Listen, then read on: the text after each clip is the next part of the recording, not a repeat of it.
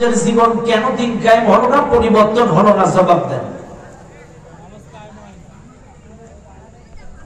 নামাজটাই যদি দিন হবে, আমাদের ম্যাডামও তো নামাজ পড়তো, কোরআন দিয়ে দিন শুরু করতো, 16 বছরে কেন দিন কায়েম হলো না? নামাজটাই যদি দিন হবে, আর এই দিনের বুঝ থাকার পরেও কেন আবেদ আলী কাকু এক এক সিগনেচারে 50,000 করে ছেড়ে দিল? নামাজটাই যদি দিন হবে, কেন বাইতুল মুকাররমে নামাজিরা জুতা মারামারি করলো? নামাজটাই যদি দিন হবে, তাহলে কেন আব্দুল্লাহ ইবনে উবাইয়ের জীবন পরিবর্তন হলো না? কেন সে জাহান্নামে যাবে? প্রশ্ন। মনে রাখবেন, আমি কিন্তু নামাজকে ছোট করছি না। নামাজ সর্বোত্তম ইবাদত, একটা সাইন, একটি আমল, এটি কোনো সন্দেহ নাই। কিন্তু নামাজটাকে পূর্ণাঙ্গ দিন ভাবার কোন সুযোগ নাই। নামাজটাকে পরিপূর্ণ দিন ভাবার কোন সুযোগ নাই। যে বা যাহারা নামাজটাকে পরিপূর্ণ দিন ভাবে, এরা ভুলের মধ্যে আছে। শুনেন, আল্লাহ তো স্পষ্ট বলে দিয়েছে, আল-ইয়াওমা আকমালতু লাকুম দীনাকুম ওয়া আতমামতু আলাইকুম নি'মাতি ওয়া রাদিতু লাকুমুল ইসলাম দীনান। আমি দিনটাকে তোমাদের জন্য পরিপূর্ণ করে দিলাম। তাইলে আল্লাহ যদি দিন আমাদের জন্য পরিপূর্ণ করে দিয়ে থাকেন, তাইলে কেন আমরা একটা সাইড নিয়ে পড়ে আছি? কেন আজকে আমরা একটা অংশ নিয়ে পড়ে আছি? শুনেন দুনিয়ার মানুষ, এই মাহফিলের মধ্যে যত মানুষ আপনারা আছেন, আমার প্রত্যেকটা কথা একটু বেরেন দিয়ে ভালো করে খাটান। দিন মানে শুধু নামাজ, দিন মানে শুধু রোজা, দিন মানে শুধু হজ। আল্লাহর রাস্তা মানে জিকিরের পথ, আল্লাহর রাস্তা মানে নামাজ, আল্লাহর রাস্তা মানে শুধু হজ, আল্লাহর রাস্তা মানে শুধু পীর মুরিদি। কেউ যদি এটা চিন্তা করে থাকেন, 100% ভুলের মধ্যে আছেন। মনে রাখবেন, এই দুনিয়ার মানুষ আল্লাহর রাস্তা কোনটা, কোরআন তার জবাব দিয়ে দেন। আল্লাহ তার দিবেন হুদাল লিন্নাস ওয়া বাইয়িনাতিন মিনাল হুদা ওয়াল ফুরকান। আল্লাহ পাক বলেন, এই কিতাবটি তোমাদের জন্য হেদায়েত, গোটা দুনিয়ার মানুষের জন্য হেদায়েত। আর এই কিতাবটা সত্য মিথ্যা, হক বাতিল পার্থক্য নির্ণয়কারী গ্রন্থ। কাজে যদি কেউ হকের রাস্তা, আল্লাহর রাস্তা খুঁজতে চায়, আল্লাহর কোরআন বাদ দিয়ে, কোরআনের পথ বাদ দিয়ে, সে কখনো আল্লাহর রাস্তা খুঁজে পাবে না।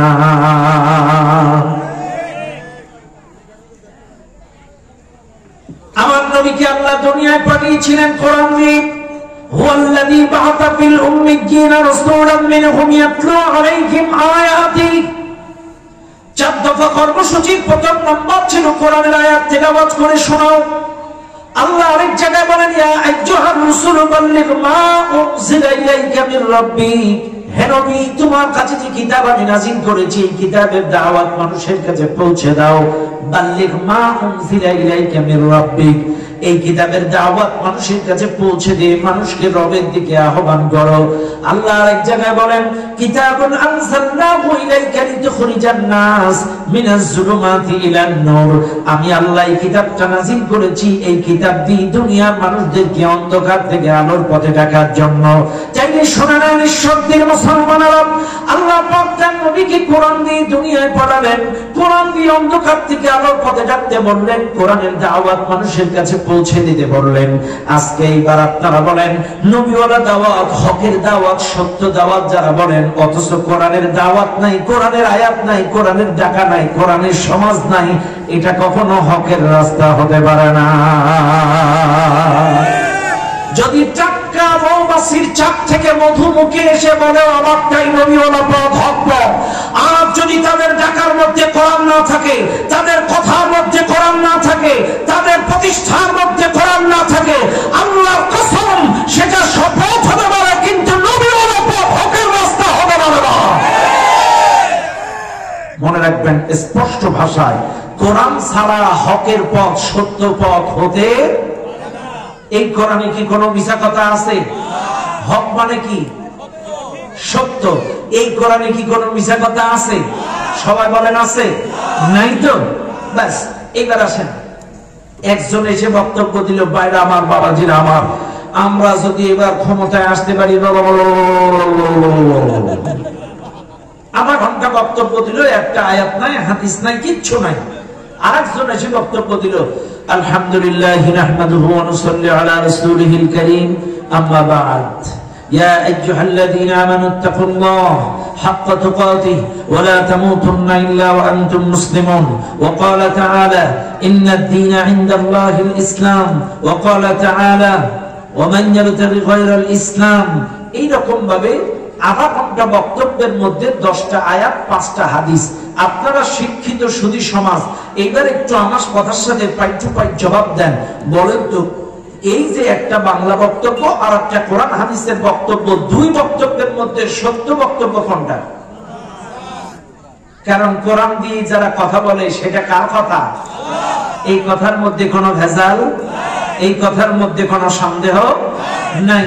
আর আল্লাহ তো এই কথাই বলে দিয়েছে, ইয়া আইয়ুহাল্লাযীনা আমানুত্তাকুল্লাহ ওয়া কুনু মা'আস সাদিকিন, হে ঈমানদারগণ আল্লাহকে ভয় করো, সত্যবাদীদের সাথে চলো। চাইলে সত্যবাদী কারা? কোরআন দিয়ে কথা বলে যারা। সত্যবাদী কারা? কোরআন দিয়ে ডাকে যারা। সত্যবাদী কারা? এই সমাজে কোরআনের সমাজ প্রতিষ্ঠা করতে চায় যারা। এইবার আপনারা বলবেন, হুজুর এই যে আপনি একরকম দিলেন, আর এক মাহফিলে গেলে আর এক রকম দেয়, এই আপনাদের হুজুরদের মধ্যে 80 গুন্ডা দল, এই আপনাদের মধ্যে এই 80 গুন্ডা দল, খাটো টুপি, লম্বা টুপি, পাগড়ি, বিনা পাগড়ি, সিরা জামা, জুব্বা জামা, এই আপনাদের মধ্যে এতগুলো দল, তাহলে আমরা যাবো কোন জায়গায়? অনেকের প্রশ্ন, সাধারণ মানুষের প্রশ্ন, জবাব নেন। জবাব হলো, আপনার শালা কয়টা? আচ্ছা, দুটো শালা। বুঝেন, আমি বোঝানোর জন্য বলছি। মনে করেন ওনার একটা শালা সিঙ্গাপুরে ছিল, বিদেশে ছিল, বড়টা মালয়েশিয়া। আচ্ছা, মালয়েশিয়াটাই ধরলাম। মনে করেন 10 বছর মালয়েশিয়ায় থাকার পরে দেশে বাংলাদেশে আসছে, বোনের বাড়ি বেড়াইতে আসছে, বোন দুলাভাইয়ের বাড়ি। যখন আসছে, সভাপতি সাহেবের স্ত্রী বলছে, যাও বাজারে যাও, আমার ভাইটা দীর্ঘদিন পরে আসলো, বাজারে যেয়ে একটা ইলিশ মাছ কিনে আনো। কি মাছ? ইলিশ মাছ আনো। এখন সভাপতি বাজারে যেয়ে দেখে সবজি বাজারে 50টা মাছের দোকান, কিন্তু ইলিশ মাছ মাত্র এক দোকানে। ইলিশ মাছ কয় দোকানে? মাছের দোকান কয়টা? 50টা মাছের দোকান, কিন্তু ইলিশ মাছ মাত্র এক দোকানে। এখন পচা হোক, খাটো হোক, বাসি হোক, দুর্গন্ধ হোক, যাই হোক না কেন, হোম মিনিস্টারের অর্ডার ইলিশ। কার অর্ডার? হোম মিনিস্টারের অর্ডার ইলিশ। এখন পচা হোক, ছোট হোক, খাটো হোক, বাসি হোক, উপায় নেই, অর্ডার ইলিশ। এখন যাচাই করার সুযোগ নেই, এক দোকানে মাত্র মাছ, উনি ওটাই নিয়ে বাড়ি আসবে। কিন্তু সভাপতি যদি বাজারে যে দেখতো 50 দোকানে ইলিশ মাছ, তাইলে কিন্তু ওনার একটু প্লাস পয়েন্ট যাচাই করার চান্স ছিল, কোনটা তাজা, কোনটা শক্ত, কোনটা ডিমলা, কোনটা ভালো, কোনটা শক্ত, দেখে দেখে বেছে বেছে, দেখে দেখে বেছে বেছে শক্ত ভালো মাছটাই বাড়িতে আনতে পারতো। কিন্তু এক দোকানে হওয়ার কারণে যাচাই করার কোনো চান্স নাই। শোনেন, আজকে হুজুরদের মধ্যে 80 গুন্ডা ইসলামী দল, এটাও আমার আপনার জন্য প্লাস পয়েন্ট। যদি এক দোকানে ইসলাম থাকতো, একটাই ইসলামী দল হতো, যাচাই করার কোনো সুযোগ ছিল না, ভালো হোক মন্দ হোক ওটাই মানা লাগতো। কিন্তু 50টা দোকানে ইসলাম থাকার কারণে যাচাই করার চান্স আছে।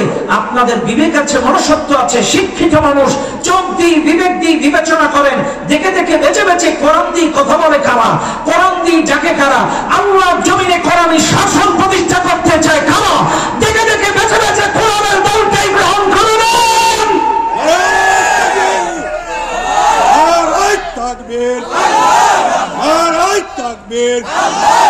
আল কোরআনের আলো, আল কোরআনের আলো, আল কোরআনের আলো, সংসদে জালো, আল কোরআনের আলো। তাহলে ভালো করে মনে রাখবেন, এতগুলো দোয়া আছে, কিন্তু সবাই কিন্তু কোরআন দিয়ে ডাকে না, কোরআনের সমাজ চায় না।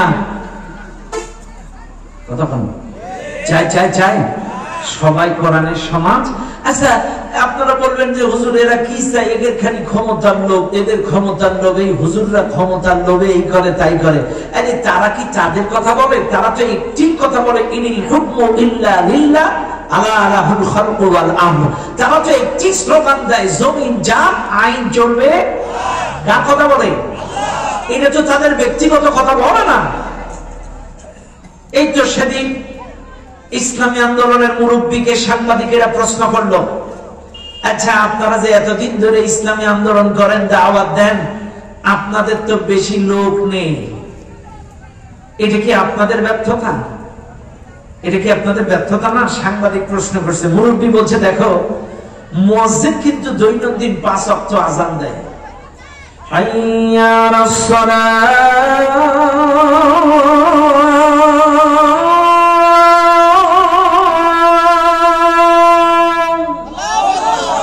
মুয়াজ্জিন কিন্তু দৈনন্দিন 5 বার আযান দেয়। এই মুয়াজ্জিনের ডাক শোনার পরেও মসজিদে যদি মুসল্লি না আসে, সেটা কি মুয়াজ্জিনের ব্যর্থতা না মুসল্লিদের ব্যর্থতা? কাজে আমরা তো মানুষকে কোরআনের পথে, আল্লাহর পথে, ইসলামী আইনের পথে, সুশাসনের পথে ডাকি। কাজে এই জাতি যদি না আসে, সেটা আমাদের ব্যর্থতা না, এই জাতির ব্যর্থতা, এই জাতির ব্যর্থতা। কাজে আপনাদেরকে ডাকা হচ্ছে, কোরআন দিয়ে আসেন, কোরআনের শাসন প্রতিষ্ঠা করি। আপনারা খালি বলবেন দুর্নীতি মুক্ত জীবন চায়, দুর্নীতি মুক্ত সমাজ চায়, চাঁদাবাজ মুক্ত সমাজ চায়, অথচ কোরআনের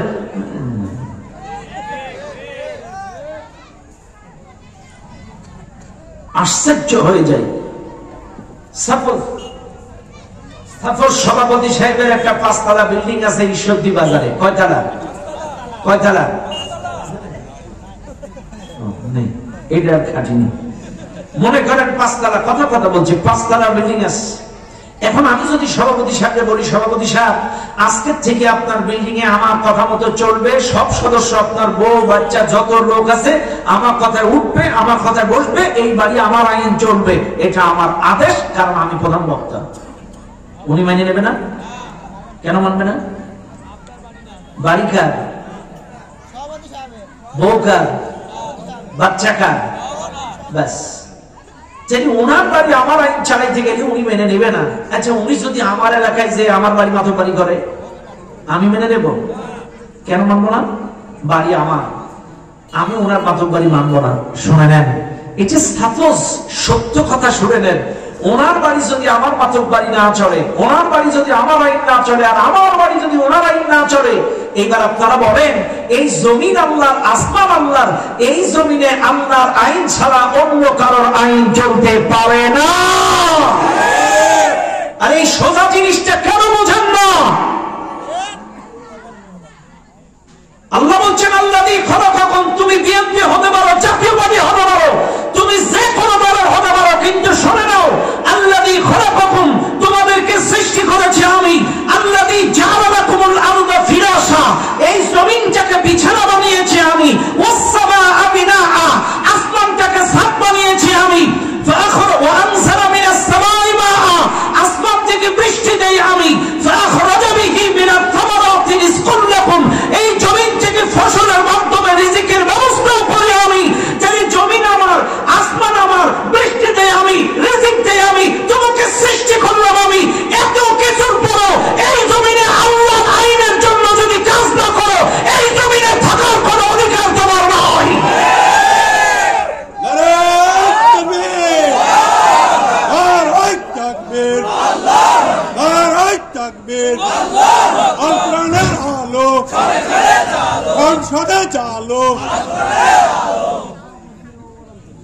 না না, দরকার আছে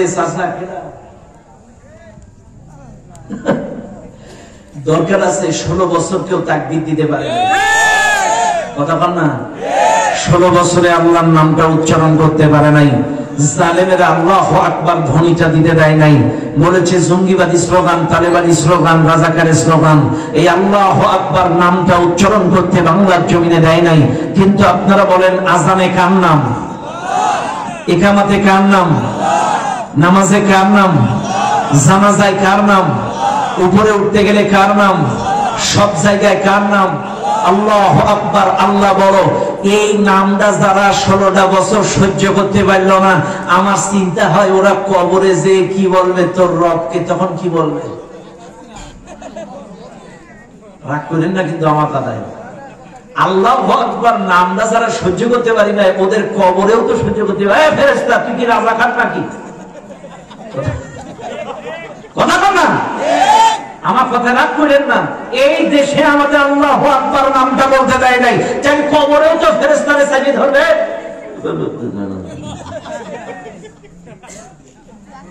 ভাইরে রাগ করেন না, আমার কথাগুলো বুঝবেন, বুঝার চেষ্টা করেন। যার আমলে যা জবান দিয়ে বাইরে হবে তা, যার আমলে যা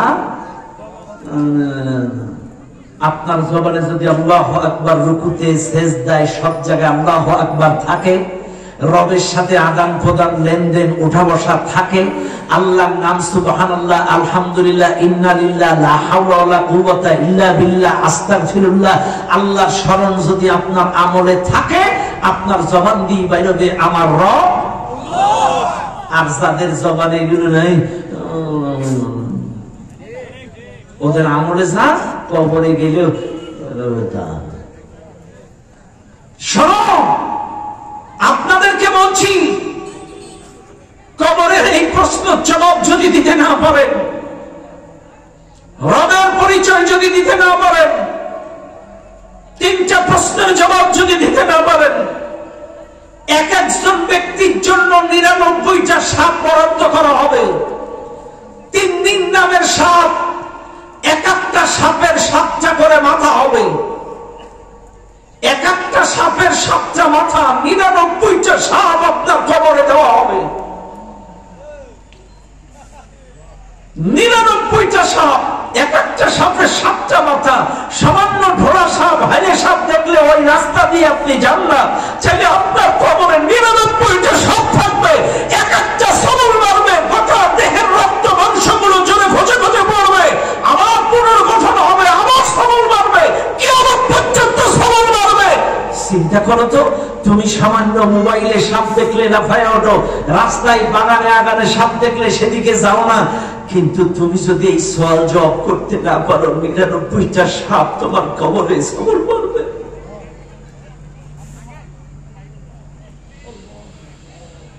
ইন্নাল আবরারা লাফি নাঈম ওয়া ইন্নাল ফুজ্জারা লাফি জাহিম। যদি জবাব দিতে পারো তোমাকে নাঈমে নিবে, যদি জবাব দিতে না পারো তোমাকে সিজ্জিলে নেবে। এই মাহফিলে যারা আছেন শুনে নেন মুসলমানেরা, এই জন্য আমলে যদি কোরআন থাকে, আমলে যদি আল্লাহ থাকে, আমলে যদি নবী থাকে, আমলে যদি রাসূলের তরিকা থাকে, তোমার জবান দিয়ে সেদিন সবগুলো বাইর হবে। এই মাহফিলে যারা আছেন লক্ষ্য করুন, যে কথা আমি বলছিলাম, বাইরে আমার বাবাজিরা আমার, চাইলে আল্লাহর রাস্তা, কোরআনের রাস্তা, হকের রাস্তায় লড়াই করতে হবে। এইবার এই মাহফিলে যারা আছেন আপনাদেরকে চিনিয়ে দিলাম আল্লাহর রাস্তা কোনটা। এইবার আপনারা বলেন তো, এই মাহফিলে যারা আছেন সবাই ইমানদার? সবাই একটু হাত তোলেন। আপনারা সবাই ইমানদার? সবাই হাত নামান। ইমানদার সবাই, ইমান কিন্তু এক কোয়ালিটির না, সবাই যে গোল্ডেন প্লাসের তা না, কারণ A grade, B grade, C grade, Y Z, এক এক কোয়ালিটির ইমানদারি জানে। তবে সবাই ইমানদার, এতে কোনো সন্দেহ ইমানদার সবাই, তবে কারোর কোয়ালিটি ভিন্ন ভিন্ন ইমান। খেয়াল করেন, চাইলে আপনারা কিন্তু হাত তুলেছেন আমরা ইমানদার। আর ইমানদার যদি হন, আল্লাহ বলছেন আল্লাযীনা আমানু ইউকাতিলুনা ফি সাবিলিল্লাহ, যারা ইমানদার তারা আল্লাহর রাস্তায় লড়াই করবে। এই মাহফিলে যারা আছেন, আপনি বিএনপি হতে পারেন, আপনি জাতীয় পার্টি হতে পারেন, আপনি জামাত ইসলাম হতে পারেন, আপনি তাবলীগ হতে পারেন, আপনি চরমনায় হতে পারেন, যদি ইমানদার হয়ে থাকেন, আল্লাযীনা আমানু ইউকাতিলুনা ফি সাবিলিল্লাহ, আল্লাহর রাস্তায় লড়াই করা লাগবে। আর আল্লাহর রাস্তায় যে লড়াই করা লাগবে, এটা আপনার জন্য নফল নয়, সুন্নাত নয়, প্রত্যেকটা ইমানদারের জন্য ফরজ। প্রত্যেকটা ইমানদারের জন্য ফরজ, আল্লাহর রাস্তায় লড়াই করা লাগবে। কথাটা কার? আর যদি ইমানদার না হন, والذين كفروا يقاتلون في سبيل الطاغوت, যারা কাফের, যারা অস্বীকার করেছে, যারা নাফরমান, যারা বেঈমান, তারা লড়াই করবে তাগুতের রাস্তায়। কাপ শয়তানের রাস্তায় লড়াই করবে। কেন লড়াই করবে একটু খেয়াল করেন আপনারা। যারা বিএনপি করে তারা বিএনপি রুলস রেজুলেশন নীতিমালা সমাজে রাষ্ট্রে কায়েমের চেষ্টা করে, এটা বিএনপির রাজনীতি। যারা জাতীয় পার্টি করে এটা জাতীয় পার্টির রুলস রেজুলেশন নীতিমালা সমাজে রাষ্ট্রে কায়েমের চেষ্টা করে, এটা জাতীয় পার্টি ইরশাদ চাচার রাজনীতি। যারা আওয়ামী লীগ করত এরা এতদিন ধরে 16টা বছর ধরে ওই আওয়ামী লীগের রুলস রেজুলেশন নীতিমালা বানানো, নীতিমালা সমাজে রাষ্ট্রে কায়েমের চেষ্টা করেছে। এটা ছিল বঙ্গবন্ধুর রাজনীতি, আওয়ামী লীগের রাজনীতি। কিন্তু শুনে নেন, যারা ইমানদার হবে আল্লাযীনা আমানু ইউকাতিলুনা ফি সাবিলিল্লাহ, তারা আল্লাহর কোরআনের রুলস রেজুলেশন নীতিমালা এই সমাজে রাষ্ট্রে কায়েমের চেষ্টা করবে। এটার নাম হলো ইসলামী রাজনীতি, এটার নাম হলো কোরআনের রাজনীতি। আমি একটু আগে বলছিলাম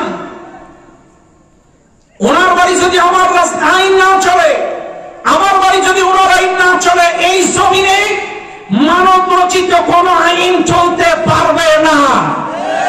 আর এই জন্য ইমানদার লড়াই করবে। আর যাদের মধ্যে ইমান নাই ওরা 500 টাকায় 1000 টাকায় একটা বিড়ি সিগারেট নেতাগোতার সামান্য সুবিধা ছাড়তে তারা মানব রচিত মতাদর্শ, মানব রচিত সংবিধান কায়েমের জন্য লড়াই করবে। রাগ করেন না আমার কথায়, খেয়াল করেন। আজকে যারা এই মাহফিলে আছেন আপনারা মনে করছেন নামাজ রোজা হজ যাকাত চাই শুধু দিন না, এই সিয়ার পরিবর্তন করাটাও দিনের অংশ। সিয়ার পরিবর্তন করাটাও দিনের অংশ। আপনারা হয়তো বলবেন হুজুর এইরকম ওয়াজ আজ অবধি কেউ করেনি। সিয়ার আবার দিনের অংশ হয় কি করে? দিন মানে নামাজ, দিন মানে রোজা, দিন মানে হজ, দিন মানে জিকির, দিনের কাজ। তাহলে আপনি কথা বলছেন কেন? শুনে নেন, আপনাদেরকে শিখিয়ে দেই।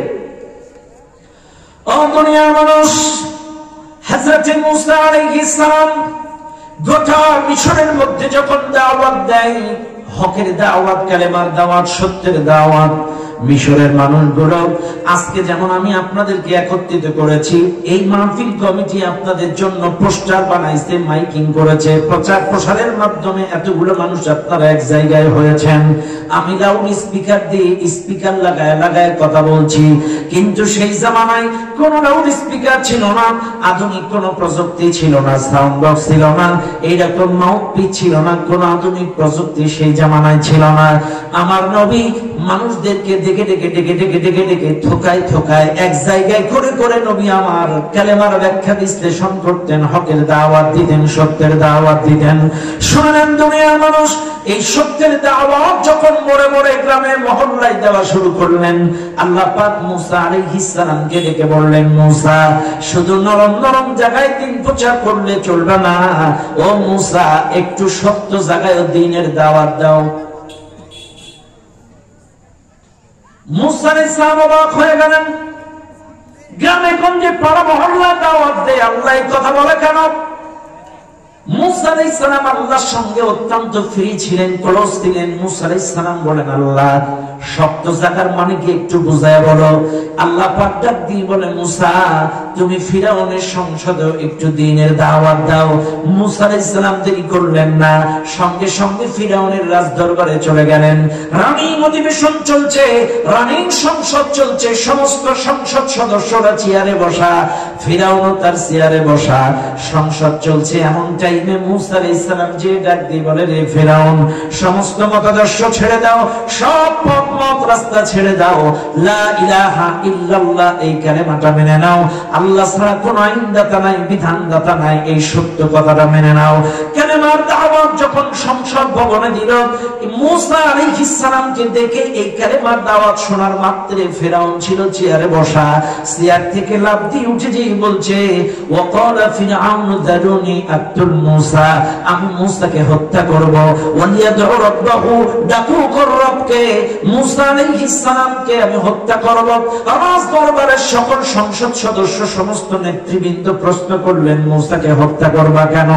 এইবার ফিরআউন বলল ইন্নী আখাফু, আমার ভয় হয় আন ইউবাদদিলা দীনাকুম আও আন ইউযহিরা ফিল আরদিল ফাসাদ, মুসা দেশব্যাপী ফাসাদ সৃষ্টি করে আমার রচিত আইন রচিত সংবিধান পরিবর্তন করে আল্লাহর আইন কায়েম করতে পারে।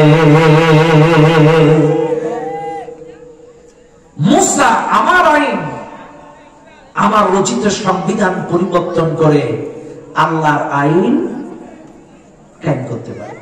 এই কথা যখন বলল, খেয়াল করেন মুসা আলাইহিস সালামকে কিন্তু এতদিন হত্যা করেনি, গোটা মিশরে দাওয়াত দিয়েছে, কোনদিন গায়ে হাত দেয়নি, চোখা মারিনি, কিন্তু যখনই সংসদে আসছে তখন থেকে মার।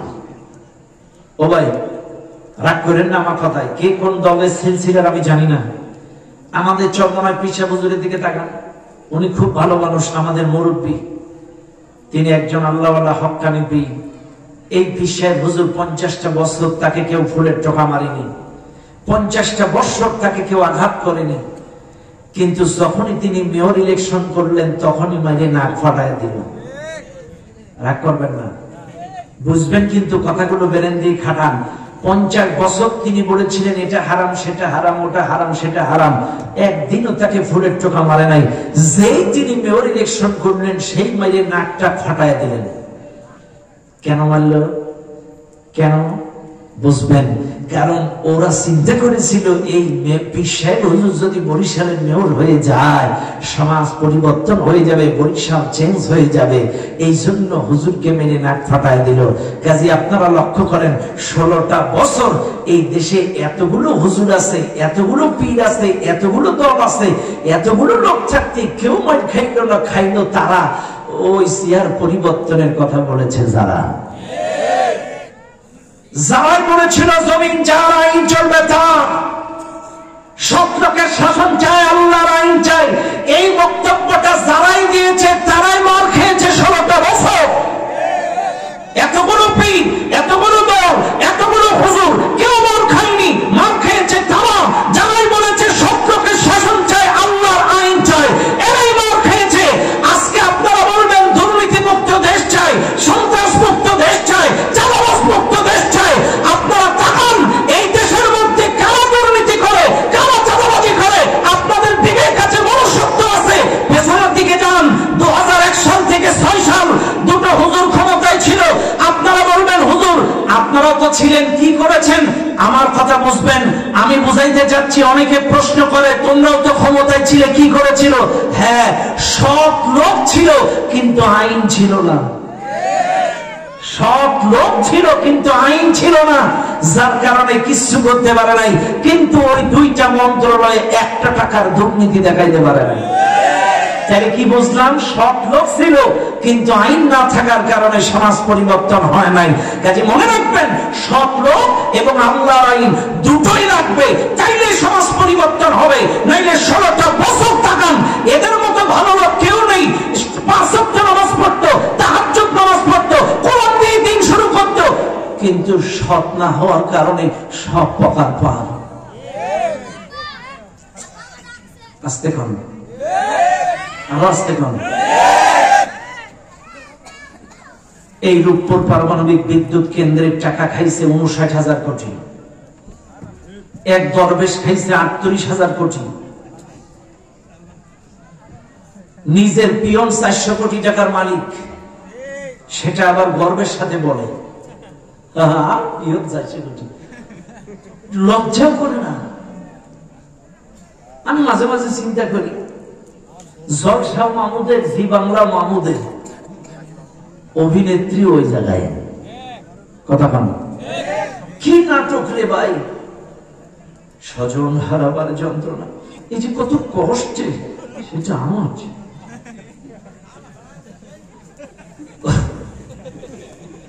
আপনারা কে কোন দল করেন আমি জানি না, তবে আপনারা বলতে পারেন যে হুজুররা খালি উঁচি গিবত করে। আপনাদের এটা একটু মাসলা শিখে রাখার দরকার। গিবত এক জিনিস, সমালোচনা এক জিনিস। গিবত হারাম, সমালোচনা সচেতন করার জন্য জায়েজ। গিবত ভালো করে বুঝবেন, আমার ভাইয়ের অনুপস্থিতিতে তার দোষ ত্রুটি আলোচনা করাটা গীবত। আমি আমার ভাইয়ের দোষ ত্রুটি বলে আরেকজনের সাথে এই ও বদমাইশের চিন এগুলো বলে একটু আনন্দ নেওয়া, তৃপ্তি নেওয়া, মজা নেওয়া, তাকে হেয় করা, তাকে কটাক্ষ করা, এটা বলে পিছনে আলোচনা করে মজা নেওয়া, তৃপ্তি নেওয়া, ওকে একটু ডাউন করে দেওয়া, এটা হচ্ছে গীবত, এটা হারাম। এর দোষ ত্রুটি পিছনে আলোচনা করাটা এটা হারাম।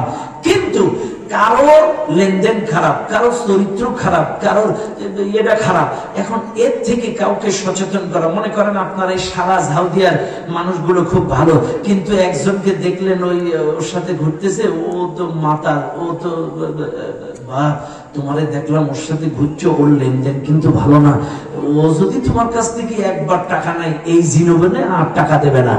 এই যে এর এই লেনদেন থেকে একে সচেতন করলেন, এটা জায়েজ। আপনি বলবেন যে এর চরিত্র খারাপ, ওর সাথে যাইও না, ওর চরিত্র কিন্তু বিরাট খারাপ, তোমাকে পতিতালয়ে নিয়ে যাবে, ওকে সচেতন করলেন, এটা জায়েজ। ও কিন্তু নেশা করে, মাদক খায়, ফেন্সিডিল খায়, ওর সাথে ঘুরবা না, ওকে সচেতন করলেন, এটা জায়েজ। আপনারা বলেন কিয়ামত পর্যন্ত ফিরআউনের দোষ ত্রুটি কর্মকাণ্ড থেকে জাতিকে সচেতন করা জায়েজ, গীবত না। নমরুদের দোষ ত্রুটি কর্মকাণ্ড থেকে জাতিকে সচেতন করা জায়েজ, গীবত না। ফিরআউনের দোষ ত্রুটি থেকে কিয়ামত পর্যন্ত জাতিকে সচেতন করা জায়েজ, গীবত না। আবু জাহেলের দোষ ত্রুটি কর্মকাণ্ড পাতানো ফাঁদ থেকে জাতিকে বাঁচানো জায়েজ, এটা গীবত না। বর্তমানেও 16টা বছর যে জুলুম নির্যাতনের নাটক করে ইসলামী আন্দোলনের এবং আরব উলামা মসজিদ মাদ্রাসার উপরে যে জুলুম করেছে, এই জাতির এই জালেমদের সাধারণ নাটক আমাদের ফাঁদ থেকে জাতিকে বাঁচানো জায়েজ, এটা গীবত নয়, এটা গীবত নয়। এদের সাজানো নাটক, এদের সাজানো ফাঁদ। আপনারা জানেন আজকে কত বড় ফাঁদ তারা করেছিল? আজকে 30 তারিখ 1700 গেরিলা তারা রেডি করেছিল, আজকের হামলা চালাবে, সশস্ত্র হামলা। চোখ কান খোলা রাখবেন, খালি রিল ভিডিও আর টিকটক দেখে সময় নষ্ট করবেন না। এই স্বাধীনতা কিন্তু তোমাকে ভোগ করতে দিবে না। দেশি জালেম, বিদেশি জালেম চতুর্মুখী ষড়যন্ত্র চালাচ্ছে এখনো পর্যন্ত এই দেশটাকে অস্থির করে তোলার জন্য। আজকে দেখেন ইসকনের ষড়যন্ত্রের দিকে তাকান, রাগ করবেন না আমার কথায়, একটু খেয়াল করে দেখেন, একটু খেয়াল করে দেখেন। এই যে ইসকন এরা খালি বলতেছে এই সব কিছুর মূল হচ্ছে মামুরা। আমাদের দেশে কি হচ্ছে না হচ্ছে, আমার বাস্তব কথা বলছি। আমার এলাকায় প্রথম থানা 1 নম্বর আসন যেটা কলারোয়া, তালা কলারোয়া আসন, এই আসনের এক ভাইস চেয়ারম্যান ছিল, এত দুর্নীতিবাজ, লক্ষ লক্ষ কোটি টাকা কামাইছে। এ সরকারি জায়গা দখল করে একটা চাইনিজ রেস্টুরেন্ট বানাইছিল। সেই রেস্টুরেন্টটা কিছুটা মন্দির আকারে। কি আকারে? মন্দিরের কায়দায়। আপনারা ইউটিউবে সার্চ দিলেও টের পাবেন। শাহেন শাহ এই ভাইস চেয়ারম্যানের নাম। এর এই মন্দির আকারে তার এই রেস্টুরেন্টটা। এখন উৎসুক জনতা 5ই আগস্টের পরে তার ওই রেস্টুরেন্ট চালাই দিছে দুর্নীতির টাকা। এখন রিপাবলিক বাংলা, ইন্ডিয়ার চ্যানেল, ওরা প্রচার করছে এরা সব মন্দির জ্বালায় দিচ্ছে। এই যে অ্যাডভোকেট সাইফুল ইসলাম আলী হত্যা হলো, ভারতের চ্যানেলগুলো প্রচার করছে চিন্ময় কৃতদাসের আইনজীবীকে হত্যা করেছে। আশ্চর্য হয়ে যাবেন আপনারা। একটু খবর দেখবেন, বিদেশি খবর একটু চেক করবেন, ওরা সব চ্যানেলে প্রচার করছে এটা চিন্ময় কৃতদাসের আইনজীবী। সম্পূর্ণ উল্টা। আমরা নাকি সংখ্যালঘুদের উপরে হামলা চালাচ্ছি, কিন্তু আমি বলতে চাই তোমরা রিপাবলিক বাংলা বলো, আর এবিএন চ্যানেল বলো, এসবিএন চ্যানেল বলো, যতগুলো চ্যানেল তোমাদের আছে, তোমরা সরেজমিনে বাংলাদেশে আসো, তোমরা তদন্ত করো। আমরা কোন সংখ্যালঘুকে আক্রমণ করি না। তোমাদের দেশের হিন্দুরাও এতটা নিরাপদ না যতটা নিরাপদ এই দেশের হিন্দুরা। 5ই আগস্টের পরে আমরা সারা রাত তাদের হিন্দুদের বাড়ি, ঘরদর, মন্দির পাহারা দিয়েছি। 5ই আগস্টের পরে দেশের মসজিদের ইমামেরা, মাদ্রাসার ছাত্ররা তাদের মন্দির পাহারা দিয়েছে, যাতে কোন রকম আঘাত না আসে। অথচ আজকে তারা প্রচার করছে আমরা নাকি হামলা চালাচ্ছি। কাজে ইসকনের সদস্যদেরকে বলবো, হিন্দু সনাতন ধর্মী ভাইদেরকে বলবো, আপনাদের সাথে কোন ধর্মের সাথে আমাদের দ্বন্দ্ব নাই, কিন্তু এই দেশ সোনার বাংলাদেশ, 90% মুসলমানের দেশে 5% হিন্দু যদি বাড়াবাড়ি করো, এই দেশে দাদাগিরি খাটানোর চেষ্টা করো, সেটা কিন্তু আমরা মেনে নেব না। 5% হিন্দু, 90% মুসলমান, তোমরা যদি দাদাগিরি করো আমরা সেটা ছেড়ে দেব না। শোনো, যার ধর্ম তার কাছে, তোমরা তোমাদের মতো মসজিদের পাশে মন্দিরে বাজনা বাজাচ্ছ, সব চালাচ্ছ, আমাদের কোনো অভিযোগ নাই, যার ধর্ম তার কাছে। কিন্তু এই সোনার বাংলাদেশে কোন সন্ত্রাস, কোন জঙ্গিবাদের ঠাঁই হবে না। এরা যে প্রকৃত অর্থে জঙ্গি তার বাস্তব প্রমাণ আদালত প্রাঙ্গণে সাইফুল ইসলাম আলিফকে প্রকাশ্যে জবাই করে হত্যা করলো, তার বাস্তব প্রমাণ তার কিছুদিন আগে চট্টগ্রামের পাহাড়ের মধ্যে ইসকনের কয়েকটা সদস্য মিলে এক বন্ধু আর এক বন্ধুকে জবাই করে তাদের গোশ সরাসরি রান্না করে ভুনা করে লাইভে এসে খাইছে। আপনারা দেখছেন না? তারা লাইভে এসে এক বন্ধু আর এক বন্ধুর গোশ খাইছে। এরাও কিন্তু ইসকনের সদস্য ছিল। এই ইসকনের জন্ম কোন জায়গায়? ইসকনের জন্ম কিন্তু ভারতে না, শুনে নেন, ইসকনের জন্ম কিন্তু ওই আমেরিকায়। ইসকনের জন্ম 1966 সালে। 1966 সাল থেকে এই পর্যন্ত বিভিন্ন দেশে তারা অপ্রীতিকর ঘটনা ঘটায়, ফাসাদ সৃষ্টি করে, উগ্রবাদী সন্ত্রাসী জঙ্গিবাদী কর্মকাণ্ড তারা চালায় যায়। আজকে চীনে এই উগ্রবাদী সন্ত্রাসী জঙ্গিবাদীর কারণে চীন তাদেরকে নিষিদ্ধ করেছে, মালয়েশিয়া তাদেরকে নিষিদ্ধ করেছে, তুরস্ক তাদেরকে নিষিদ্ধ করেছে, অসংখ্য দেশে তাদের কর্মকাণ্ড নিষিদ্ধ আছে। চাইলে এই বাংলাদেশে কেন হিজবুত তাহরির যদি নিষিদ্ধ হতে পারে, বাংলা ভাইরা যদি ধরা খাইতে পারে, সন্ত্রাস জঙ্গি বাংলা ভাই যদি ধরা খেতে পারে, হিজবুত তাহরির যদি ধরা খেতে পারে, এই দেশে সন্ত্রাস জঙ্গিবাদ যদি ধরা খেতে পারে, তাইলে কেন ইসলামকে নিষিদ্ধ করা হবে না? কাজে বলবো, আপনারা আপনাদের ধর্ম পালন করেন, আমাদের কোনো আপত্তি নাই, কিন্তু ওই কুচক্করি মহলের ফাঁদে পড়ে পা দিয়ে আপনারা নাচানাচি করবেন না। কথা বলেন ঠিক না বেটি? কাজে মনে রাখবেন, এই দেশ আমার, এই দেশ আপনার, এই দেশ সবার, আমরা সবাই মিলে এই দেশটাকে সুন্দর করে গড়ে তুলবো। কথা বলেন ঠিক না বেটি?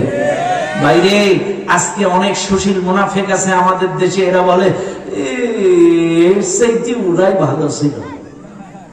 ওরে বাপ্পা, তোমার লজ্জা করে না? তুমি ব্যাংকে গেলে তোমার 5,000 টাকা দিতে পারে না, লজ্জা করে না? 5,000 টাকা ব্যাংকের ম্যানেজারেরা দিতে পারে না, পাও ধরে। 3,000 টাকা দিতে পারে না, ব্যাংকের নাম বলবো না, ব্যাংকগুলোর ব্যাংকের ম্যানেজারেরা পাও ধরে জড়ায় ধরতেছে, টাকা দিতে পারছে না। তুমি কপাল পড়া, তোমার চোখে পড়ে না 11 লক্ষ কোটি টাকা পাচার করেছে এই 16 বছরে। আজকের মরিচের কেজি তুমি দেখতেছো কত টাকা? বলে 400 টাকা মরিচের কেজি। এই গত বছরে যে তোর 1600 টাকা কেজি ছিল,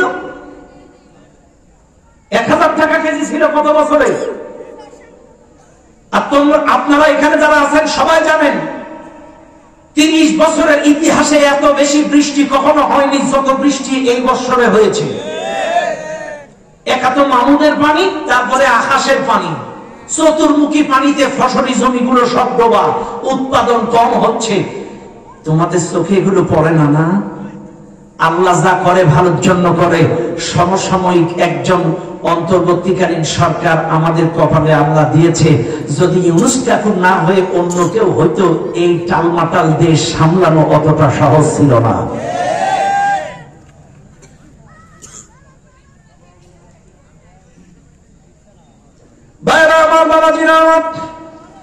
এই জন্য বলে যাই, এই মাহফিলে যারা আছেন একটু ভালো করে মনে রাখবেন প্রত্যেকটা কথা।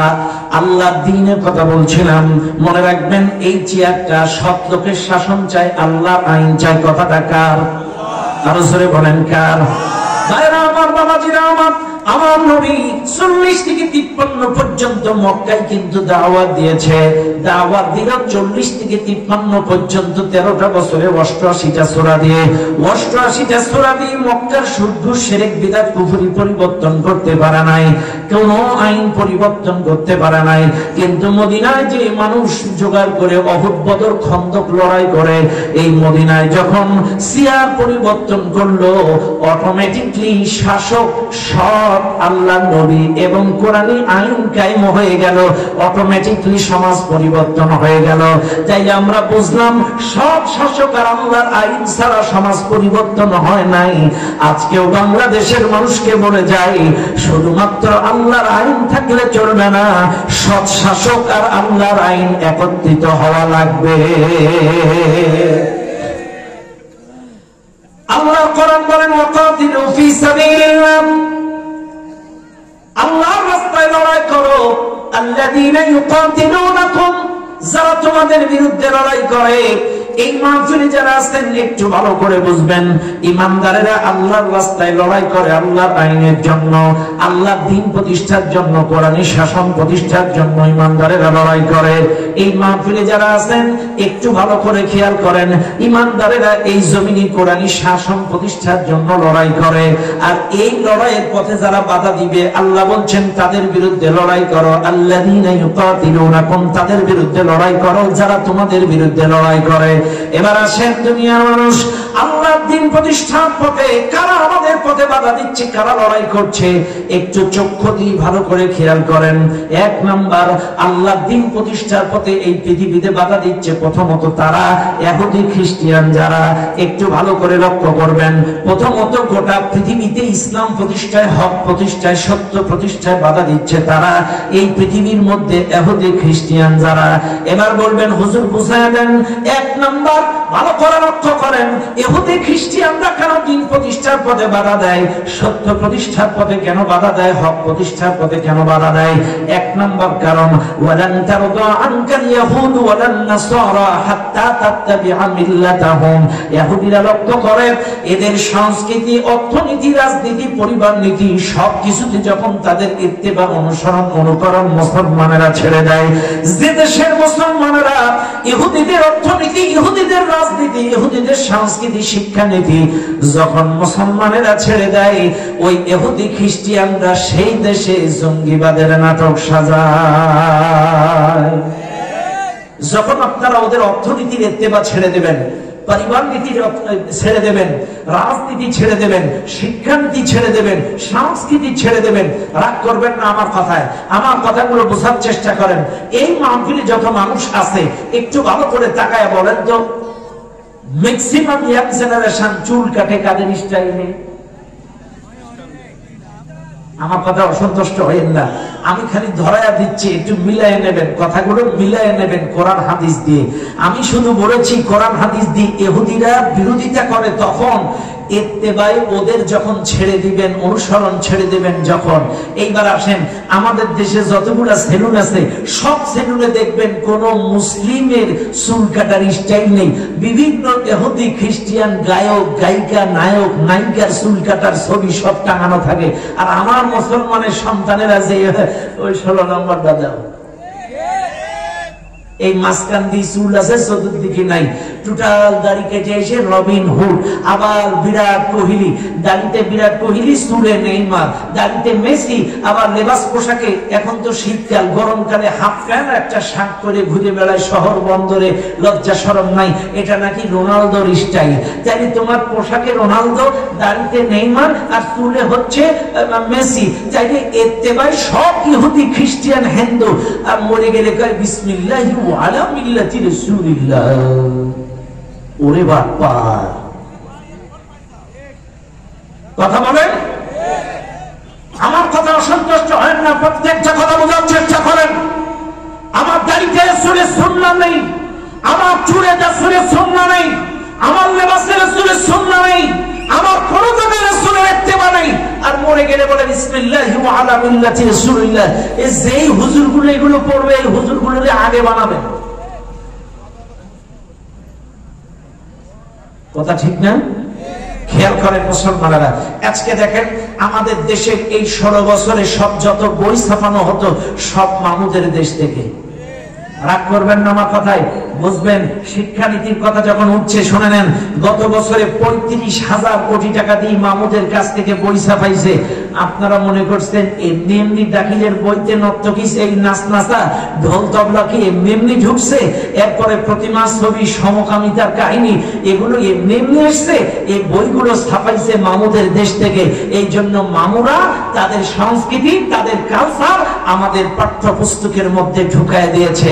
কিন্তু আলহামদুলিল্লাহ আমাদের বর্তমান শিক্ষা উপদেষ্টা যারা এরা ঘোষণা দিয়েছে এখন থেকে আর মামুদের দেশ থেকে বই ছাপাবে না। নামাজ পড়ে কি করবেন? শিক্ষানীতি যদি মামুদের স্টাইলে চলে, খালি মনে করবেন জিকির করে জান্নাতে চলে যাব, অথচ শিক্ষানীতি মামুদের স্টাইলে সমকামিতা, প্রতিমা, নায়িকা, নর্তকী, ঢোল তবলা ছবি শিক্ষা ব্যবস্থার মধ্যে, আর আপনি খালি বাড়ি এসে জিকির করবেন চোখ কান খোলা রাখবেন। চাইলে শিক্ষানীতিতে মামুদের অনুসরণ ছিল, মামুদের ইত্তেবা ছিল। আপনি সব দিকে তাকান, এদের ইত্তেবা যখন ছেড়ে দিবেন, ইহুদি খ্রিস্টান ওরা যখন এই যে আমাদের জঙ্গিবাদের নাটক সাজাবে, তাকান 16টা বছর এই দেশে জঙ্গিবাদের নাটক সাজাইছে ওই ইহুদি খ্রিস্টান মামুরা। আপনারা তাকান, জঙ্গিবাদের নাটক করে মুফতি হারুন ইজারকে গ্রেফতার করলো, জঙ্গিবাদের নাটক করে গ্রেফতার করলো আমির হামজাকে। আমির হামজার দোষ কি ছিল? আমির হামজার ওয়াজ শুনে একটা যুবক উদ্বুদ্ধ হয়ে ধান কাটা কাশি দিয়ে সংসদ ভাঙতে আসছে। কথা বুঝলেন? ধান কাটা কাশি দিয়ে সংসদ ভাঙতে আসছে, এ শুনলেও লজ্জা করে। কথা বল ভাইরা আমার, বাবাজিরা আমার, এই জঙ্গি নাটক করে মুফতি জসিমউদ্দিন রহমানীকে গ্রেফতার করলো, জঙ্গি নাটক করে রফিকুল ইসলাম মাদানীকে গ্রেফতার করলো, জঙ্গি নাটক করে মামুনুল হককে গ্রেফতার করলো, জঙ্গিবাদের নাটক করে জুনাইদ বাবুনগরীকে গ্রেফতার করলো, জঙ্গিবাদের নাটক করে কত মানুষকে গ্রেফতার করলো। আমাদের আমির জামাতের ছেলেকেও চট্টগ্রাম থেকে জঙ্গিবাদের নাটক দিয়ে গ্রেফতার করলো। আমাদের কোরআনের পাখিটাকে 13টা বছর মিথ্যা মামলা দিয়ে ধুকে রেখে পরিকল্পিত সর্বশেষ তাকে হত্যা করলো। কারণ জালেমেরা চিন্তা করেছিল যদি এই কোরআনের পাখি জীবিত থাকে আর কোন কায়দায় যদি বের হয়ে যায়, পরবর্তী বাংলাদেশের প্রধানমন্ত্রী সে। এজন্য পরিকল্পিতভাবে তাকে হত্যা করেছে এই জালেমের দল। কাজে মনে রাখবেন, আজকে এতটা সোজা না। খেয়াল করবেন, ইহুদি খ্রিস্টানদের ষড়যন্ত্র এখনো শেষ হয় নাই। তবে এখন কিন্তু জঙ্গিবাদের নাটক বাংলাদেশে নাই। তবে আপনারা তাকান, ইরাকের দিকে তাকান। ইরাক যখন ইত্তেবা অনুকরণ ছেড়ে দিল, ইরাকে জঙ্গিবাদের নাটক করে তছনছ করে দিয়ে ইরাকের সাদ্দামটাকে পরিকল্পিতভাবে হত্যা করলো। আফগানিস্তানে যখন ওই ইহুদি খ্রিস্টানদের ইত্তেবা ছেড়ে দিল, ওরা এই আফগানিস্তানে জঙ্গিবাদের নাটক তৈরি করে পরিকল্পিতভাবে ওসামা বিন লাদেনকে হত্যা করলো। এই ফিলিস্তিনের দিকে তাকান, ফিলিস্তিন যখন ইহুদি খ্রিস্টানদের ইত্তেবা ছেড়ে দিল, এই ফিলিস্তিনে জঙ্গিবাদের নাটক সাজালো। এখনো পর্যন্ত ফিলিস্তিনে তারা হামলা চালিয়ে যাচ্ছে জঙ্গি খোঁজার নাম করে। এই বাংলাদেশেও 16টা বছর জঙ্গিবাদের নাটক করেছে। আর এই নাটকের স্ক্রিপ্ট গুলো, শর্ট গুলো নিয়েছে ডেইলি স্টার পত্রিকা আর প্রথম আলো পত্রিকা। কথা বলে না কেন? এই প্রথম আলো পত্রিকা কোন মুসলমানের বন্ধু হতে পারে না। প্রথম আলো পত্রিকা ইসলামের শত্রু, মসজিদের শত্রু, মাদ্রাসার শত্রু। এই 90% মুসলমানের দেশে এই ডেইলি স্টার আর প্রথম আলো পত্রিকা চলতে পারে না। মুসলমানের ওদের পত্রিকা তো পড়াত করে থাক। ঈমান যদি আপনার মধ্যে থাকে, ওই প্রথম আলো পত্রিকা দিয়ে কিছু ব্যবহার করবেন না। এই প্রথম আলো পত্রিকা এরা জঙ্গি নাটক খেলেছে। এই নাটকগুলো তৈরি করে ছবি তুলে ক্যামেরায় বিদেশি মামুদের কাছে দিত। মামুরা দেখো, এরা সব জঙ্গিবাদী, উগ্রবাদী, সন্ত্রাস। আর এই উগ্রবাদী মৌলবাদীদেরকে থামাইতে গেলে এই খুনি সরকার ছাড়া এই সব কিন্তু জঙ্গিবাদের নাটকের কারণে। শুনেন আজকের কথাগুলো ভালো করে ভাইরা আমার। এইবার লক্ষ্য করেন, চাইলে 1 নাম্বার ইসলাম প্রতিষ্ঠায় গোটা পৃথিবীতে বাধা দিয়েছে ইহুদি খ্রিস্টানেরা। 2 নাম্বার বাধা দিয়েছে কারা?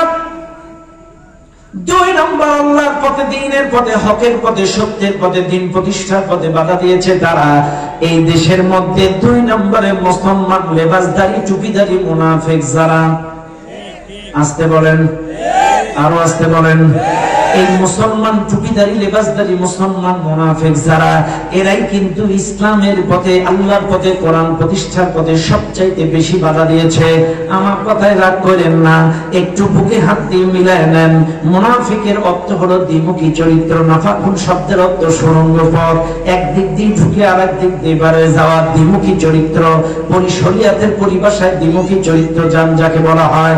এই মুনাফিক যারা এই বাংলাদেশে আছে, সকালবেলায় সূরা ইয়াসিন, ইয়াসিন ওয়াল কুরআনিল হাকীম ইন্নাকা লামিনাল মুরসালিন, বিকাল বেলায় ইযা ওয়াকাতিল ওয়াকিআ লাইসা লিওয়াকাতিহা কাযিবা খাফিদাতুন রাফিআ ইযা রুজ্জাতিল আরদু রাজ্জা, রাতের বেলায় তাবারাকাল্লাযী বিয়াদিহিল মুলক ওয়া হুয়া আলা কুল্লি শাইইন কাদির আল্লাযী খালাকাল মাউতা ওয়াল হায়াতা লিয়াবলুয়াকুম আইয়ুকুম আহসানু আমালা ওয়া হুয়াল আজিজুল গফুর। তাহলে সকাল বেলায় কোরআন, দুপুর বেলায় কোরআন, রাতের বেলায় কোরআন, অথচ এই কপাল পোড়া মুনাফিক এই কোরআনি শাসন প্রতিষ্ঠা হোক, একটু জজবা, তামান্না, মন মানসিকতা, 10টা টাকাও দিন কায়েমের পথে ইয়ানত দেয় না। কথা বলেন, এরা সকালে কোরআন পড়ে, দুপুরে কোরআন পড়ে, রাতে কোরআন পড়ে, কিন্তু এই কোরআনটা রাষ্ট্রীয়ভাবে কায়েম হোক এটা তারা চায় না।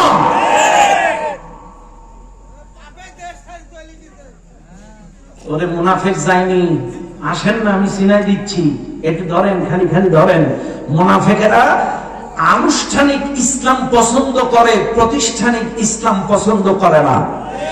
আনুষ্ঠানিক ইসলাম নামাজ, আযান, নামাজ, ওযু একটা প্রস্তুতি, আনুষ্ঠানিকতার ব্যাপার, এটার ব্যাপারে ওদের কোনো দ্বিমত নেই। হজের আয়োজন বিশাল একটা আনুষ্ঠানিকতা, এটার ব্যাপারে কোনো দ্বিমত নেই। রোজার আনুষ্ঠানিকতা, মসজিদে ইফতার, তারাবির আনুষ্ঠানিকতা, এটার ব্যাপারে কোনো দ্বিমত নেই। কিন্তু জমিন যার আইন চলবে তার এই প্রতিষ্ঠার ব্যাপারে ওদের অ্যালার্জি। কথা কন না? একটা মুনাফিক নামাজের ব্যাপারে, রোজার ব্যাপারে, হজের ব্যাপারে দ্বিমত দেবে না, কিন্তু দিন প্রতিষ্ঠার ব্যাপারে ওদের অ্যালার্জি।